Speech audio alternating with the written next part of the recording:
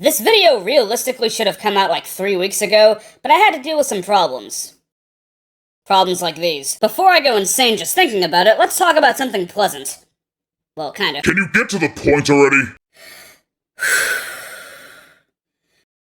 Okay. This video will not be very interesting visually, so feel free to do some laundry or play a video game while playing it in the background. You can treat it almost like a podcast. Oh, that's disgusting! Yeah, I can't believe those words escaped my mouth either.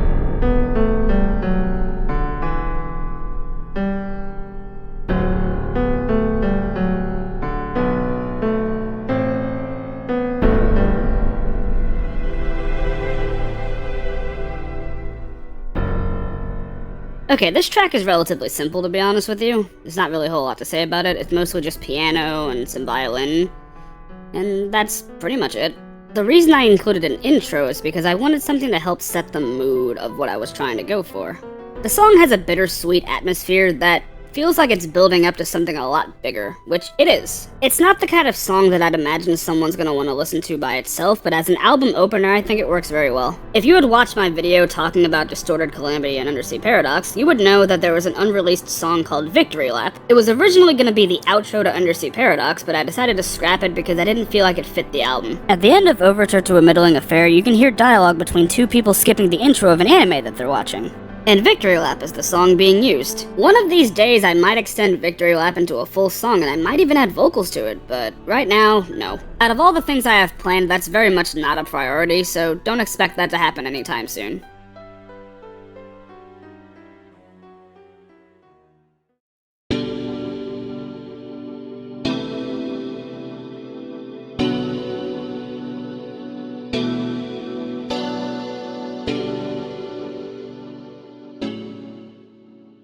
With a mask that doesn't fit, I wanted to have a bit more of a contrast between the heavier moments and the softer, more melodic moments. The song kind of starts off like a softer metalcore, almost post-hardcore sounding thing, but then it gets heavier and a bit more experimental.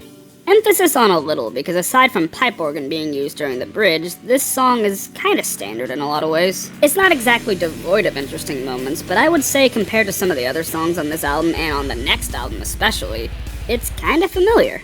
Kinda. My idea was to make a song that kind of bridged the gap between 2000s post-hardcore and 2020s metalcore, and I think I did a decent job at it. But that's up to you, tell me what you think. The song has two heavy as shit breakdowns, so that's always fun. I'm starting to think maybe I should have wrote a guitar solo for this one, but honestly, yeah, the song doesn't need it, never mind.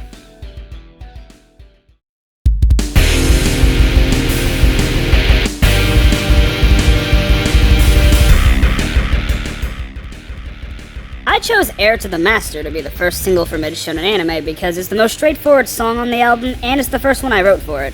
This song is very much within the style of mid-2000s metalcore, so if you're a fan of bands like Killswitch Engage, Trivium, Bullet for My Valentine, Early Avenged Sevenfold, then you'll be familiar with this sound. Though I do put my own spin on it, so don't expect it to be a one-to-one copy of that sound. Also, don't expect the vocals to be anywhere near as good as the likes of Howard Jones or M. Shadows because this is an instrumental album, silly. The riffs are pretty cool, the breakdown's neat. I don't know what else you want me to say about it, honestly. The song's been out for over a year and it's one of my more popular songs, so if you haven't heard it already, you probably don't care.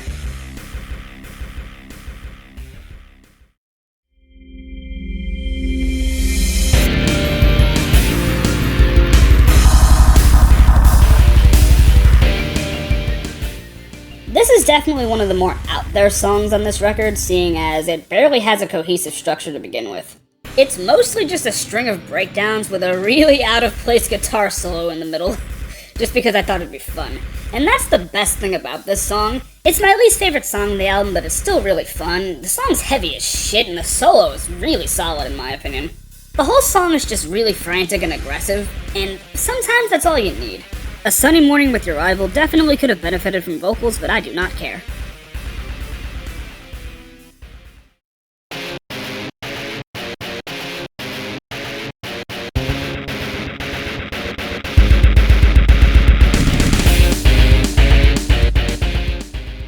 Now this is where the album actually starts getting interesting. One day I was having a conversation with myself, and I asked myself, hey, me, what would happen if you took a pop-punk song and made it stupid fucking heavy for no reason? Then I responded to myself saying, that's dumb, let's do it.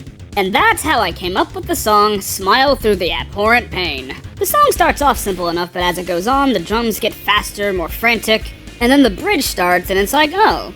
So it's kind of scaling itself back a little bit, but then it leads into one of the heaviest breakdowns I've ever fucking written. After that, you have this really cool riff that I wrote. I wish I would have done something else with it though. It could have been the main riff of a song, but honestly, it works pretty well for this one, even though it doesn't fit anything remotely pop-punk related. Especially with that slap bass. To emphasize the frantic, out-of-place brutality of this song, I added blast bass to the final chorus because why not?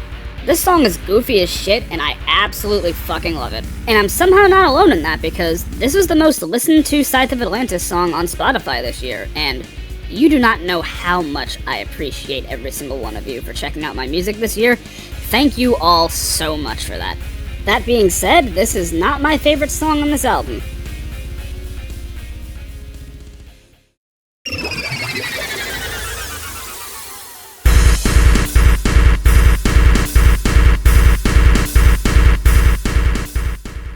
It's not this one either. Don't get me wrong, Mirai is definitely up there, but it's no higher than number 2. I recently started describing my music as synthesized metalcore, and I think Mirai is the song that encapsulates the meaning of that the best. It's heavy, it's melodic, it's futuristic, hence the name, and there are parts of this song that almost make you want to dance. There are some cool key changes after the guitar solo, which I think is pretty neat, and I absolutely adore what I did with the final chorus. It's uplifting, it's kind of dramatic, and it's a solid conclusion to the song in my opinion. I enjoyed the song so much that I decided to make this the first Scythe of Atlantis song to get a music video. Go and check it out if you haven't already, by the way. It's quite low budget, obviously, but it's the first music video I ever made, so leave me the fuck alone. I'm kidding, I fucking love you! I directed it myself, I bought most of the props, and I did most of the filming. Anything I didn't do filming-wise was my sister. Some complications came up both during and prior to the filming of the music video, though. The video was supposed to come out the same day the single came out back in May, but that didn't happen because I had gotten injured and couldn't film the video.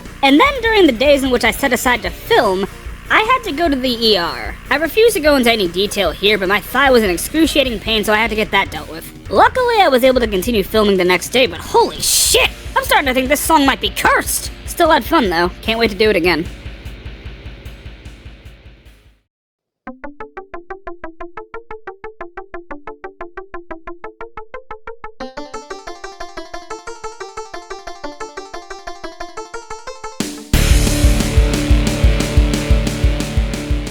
Every single album needs a filler track, so I decided to make an entire album's worth of filler tracks. Why don't you shut your ass up? Only if you pay me. Anyway, the filler episode is definitely less heavy than most of the other songs on this album, leaning more into post-hardcore and at times even just straight up rock, while still sounding like Scythe of Atlantis. I think the bridge is the highlight of this song, utilizing some really cool synth and some steel drums, and also this really sick bass line that I'm still to this day surprised that I wrote. No, seriously, I am genuinely surprised that I wrote that. I know I said this song's not all that heavy, but After the Bridge is the second heaviest breakdown on the entire album in my opinion, and it's pretty sick, but it ends very abruptly, which was intentional because it's funny. Aside from that, for the most part, this track is just focusing on being a catchy song, and honestly, I think it's pretty solid.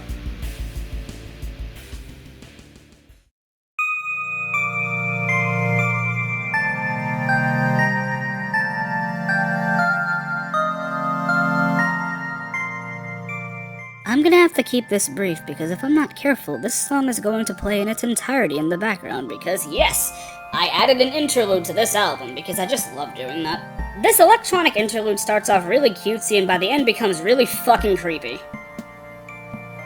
That's really it, honestly.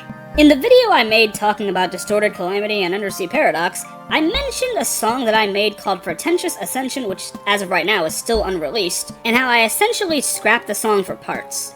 There was a small electronic part of the song that I wrote that I thought was really cool and wanted to use for something else, so I decided to expand on that, and this is the result. Not sure what else you want me to say about the song at this point. It's less than a minute and a half long, so yeah, that's Nightmare.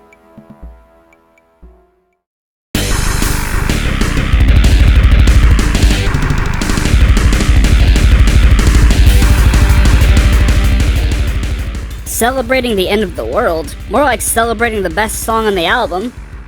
Well, debatably. Spoiler alert, but I think the best 3 songs on this album are Mirai, Celebrating the End of the World, and the song after this one. This is the closest thing to progressive metal you'll hear on this album. I mean, the intro is played in 5/4, so it's not exactly conventional. Seeing as progressive metal is my favorite style of music, I wanted to make a song that at least touches upon elements of that a little bit. It's still rooted in metalcore though, albeit barely. But it's a bit different. There's a piano part which isn't too crazy, but there's 2 guitar solos, which you really never see in metalcore like that. There's a really sick chord progression, and considering that I wrote the initial demo of this song back in 2022, I'm shocked that I was able to actually pull that off, and it still sounds cool. Like, I'd be proud of that if I wrote it today. You can still kinda tell it's an earlier Scythe of Atlantis song, seeing as the drums are a little empty in certain parts, but aside from that, this song is easily one of the highlights of my entire existence, honestly. If nothing else, if you haven't checked out the album yet, at least listen to this song,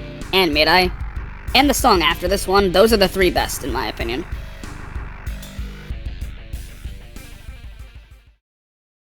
Before we get to the final track, I do have a special announcement to make. That's right, you giant gallons of expired hot dog water! Celebrating the End of the World by Scythe of Atlantis is getting a music video! But not just any music video! It is getting the flashiest, most extreme music video ever made! Prepare your belly buttons because you will not be the same person you are right now after watching that masterpiece!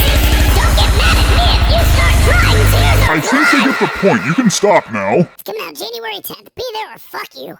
Who was that, and who said we were doing another music video that soon? Hold up, if that wasn't the announcement, then what was? I was just about to announce the official Scythe of Atlantis cereal. What? Hey, at least it's not a podcast.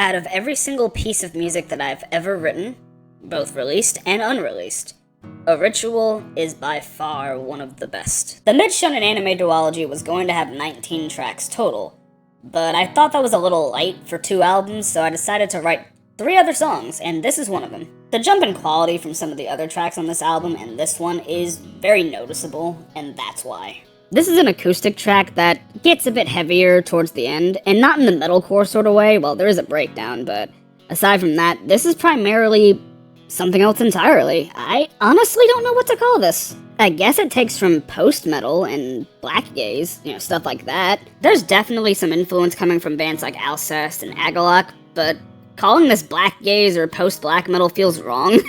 It's kinda just its own thing, I suppose. Well, I guess you guys could just listen to the song and tell me what you think, but I don't know.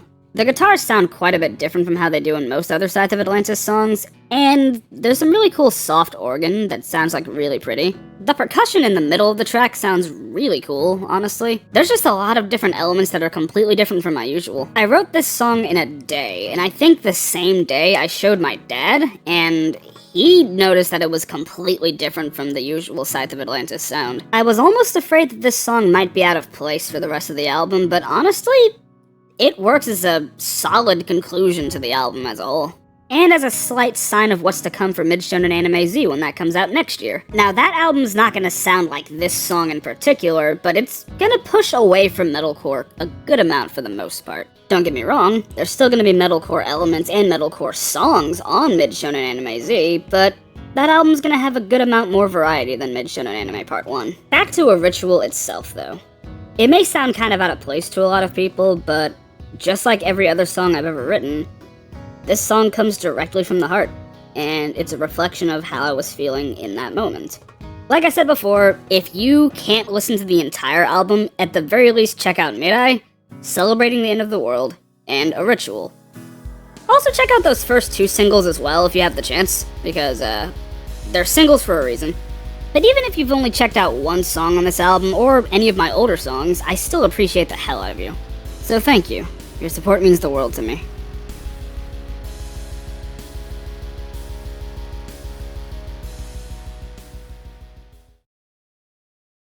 Hey, you forgot to talk about the lore.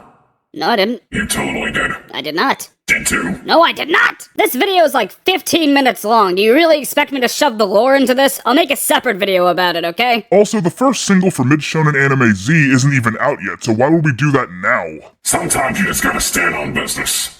Okay, some fucking business to start. Okay, piece of shit. What the fuck kind of an outro was that? Oh, that wasn't the outro. This is. What happened to the outro that you made specifically for your YouTube videos? I don't know. We're probably gonna get rid of it or something. It's a bit too late for that, nigga.